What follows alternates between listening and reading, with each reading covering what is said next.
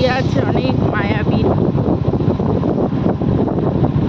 কখনোই আপনাকে দেখাবে একরকম রূপ, কখনো অন্যরকম।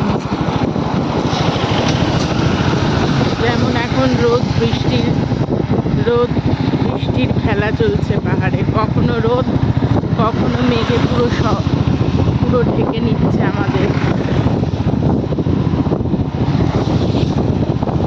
এক এক সময়ের রূপ এক এক রকম। এখন আমরা বর্ষাকালে এসেছি, বর্ষাকালে চতুর্দিকে সবুজ আর সবুজ, যেন মনে হচ্ছে কেউ সবুজ চাদর দিয়ে আপনাদের ঢেকে দিয়েছে। আবার শীতকালে যখন আসবেন তখন পুরো